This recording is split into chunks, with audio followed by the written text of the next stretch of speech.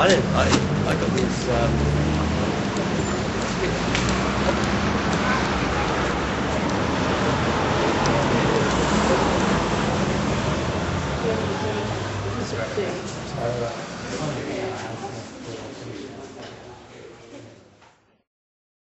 I'm penniless as George, and very this wonderful French critic. Thank you. She's not here tonight. She couldn't make it. Yeah, you see, they are students that come and do voluntary work for us, and I make them read plays and write critique, and she happened to read your plays and wrote this beautiful critique, and I thought it was fantastic. Yeah, I think so. I mean, she couldn't make it. I was happy and surprised because... Yeah, I put it there. They're all there in the program. There, go and have a look. They are there. You know. There it is, the program, and the critics. Oh yeah. Okay. So I was very pleased. Would you carry everybody?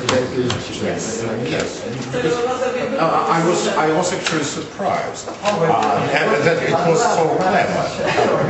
Because it's so stupid most of the time.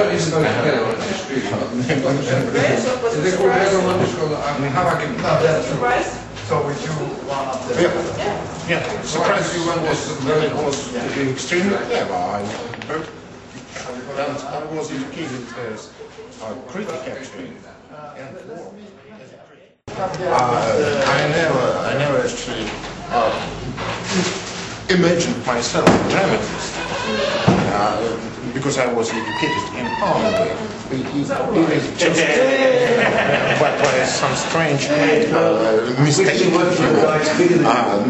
that George collected from my friends my very short farce, not a comedy, that I wrote exclusively for my friend for fun, and that's it.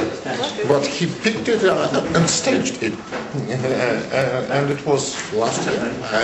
And then, after the fail of it, he staged another 2 plays. And now another 2 plays. so my career in theater is it's a very strange one. Sometimes it works like this. Yes. So I was playing Chekhov actually, who is a hero of one of these plays. His short comic things. When I was just a boy, and that's it for myself. Recording it to record, but I never planned to be a dramatist. You don't need to plan things, and they just work out. You know? You will get more than Okay, how are you? I'm fine. You're very well. I had you're teaching nowadays. In the same way I planned to be an artist. I just had friends with artists and was interested in art.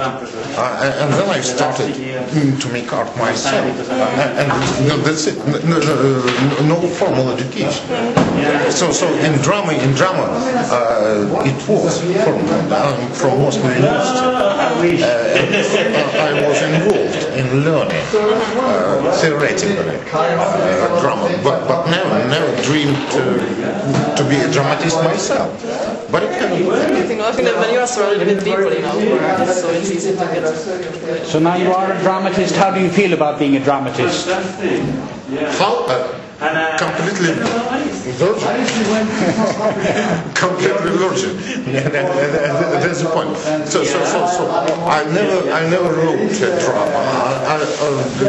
I wrote drama to show it to my friends and to make fun. And that's it. So nowadays in this theater, it's amazing. It's an amazing story. Thank you, George. So I was writing actually prose writing and poetry. And my first drama is an English verse. What is very strange, what was very strange, because I didn't take myself seriously. I'll bring you back in a few minutes. Okay, good. Oops. So eventually tell me who invited you and find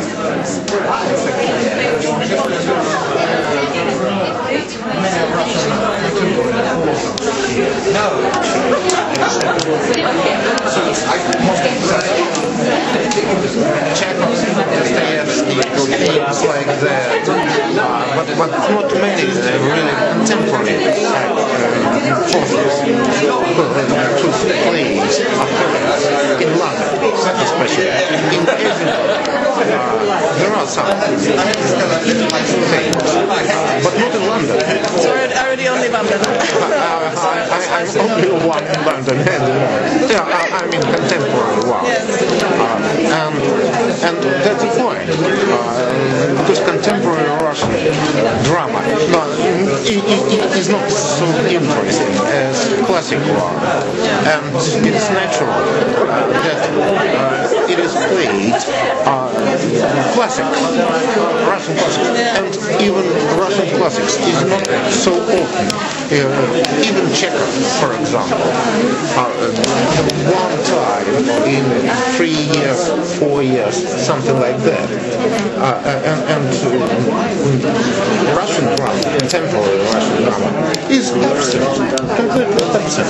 So you are the pioneer. So I'm pioneer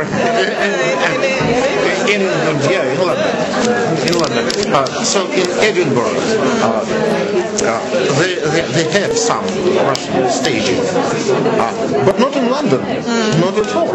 You don't know anything about contemporary Russian drama, but we have a very strong tradition of drama, especially avant-garde drama, and my drama, of course, is very well connected to Chekhov, to Gogol, and to Surrealist tradition, and that's it. And of course, in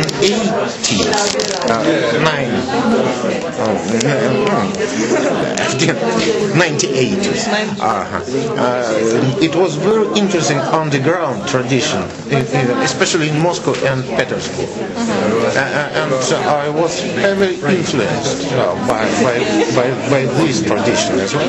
That's it. Thank you. Very interestingly, really. But an interesting background, because that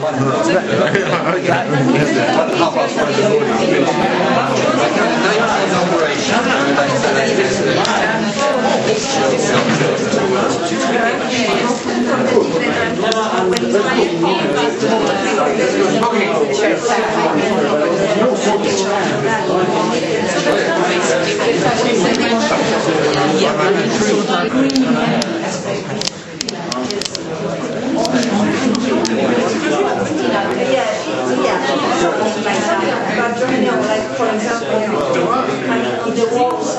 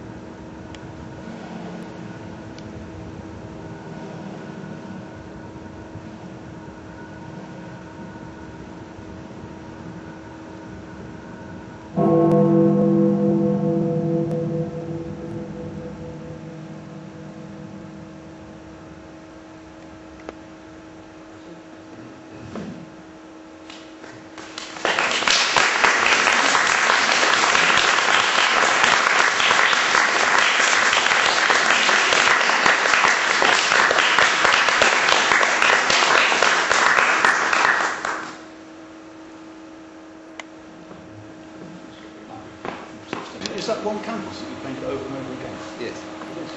Did you plan which one to do? Thank you very much. I'm going to put a pen a bit, yeah. Filmmaker is with us, Aldous. Would you like to say a few words? Well, I can tell you how it's made. Sometimes it's quite intriguing how it's made. It's old-fashioned technology. It was made with a 35mm movie camera. And it's stop motion or time lapse. You know, you've seen flowers grow, haven't you? You know, sort of, and it's the same way. You just because it's on film, time is actually a physical thing. It's a second is 25 frames, so it's actually this long. Nowadays, you know, you've got to move ahead with the times. It's all digital and it's all locked in a little electronic box. But working with a camera, I like working with a camera because, as I say, I've got a canvas set up here, and then the camera there. So I painted it, and then I come back and I sort of go click, click, and then sort of go back and change it all. And eventually it all happens. And that's so. Well, how long is? Yeah, I mean it takes. Well, as I say, a second is 25 frames. So I can make things. I might make a line. I decide I want to make a line move slowly. In which case, I've got to do it in tiny little incremental stages. So it's sort of, and then if something flashes, then you just do it in once and hold it for a bit longer. And really, the whole idea is just to keep some sort of pace and some sort of change. So that I mean, it's all fairly traditional way of making images, but the way I've made images is sometimes I've used a bit of collage, sometimes I've done the drawing, and then just try and vary the pace of it. So I say that when after something's moved slowly, then there's a couple of flashes. But really, they're just from my drawings on the Thames. I just go out and draw a lot, and a friend of mine who has a commercial film studio, he let me have one after hours. So that's also why it takes a bit of a long time, because I can't start until 7 o'clock in the evening, and sometimes it has to be set up across the studio, across the width of the studio. There's a long lens and there's a lot of walking. You know, and I sometimes think about why my legs hurt. But it takes about 10 hours to do a minute. 10 hours for a minute. Yeah, but it's as opposed to classical animation, it's very, very quick. Because it's not really animation. Because it hasn't got any classification. Because if I put it in animated, and if animated filmmakers don't like it because it's, nobody's doing anything. There's only one bit of animation when the bus shifts, where I've decided it's in the wrong place, so I've just moved it. But I'm doing another one at the moment. I'm doing one about Istanbul. Ready for April, hopefully. Anyway, so did we see all of the New York ones? No. Was that it? No, it stopped halfway through. I don't know what happened with the visuals. Yeah. A friend of mine, because I've got it on 2 different discs, and a friend of mine last night, I said, would you put it all together onto one for me? Well, that's what happens. That's what we find.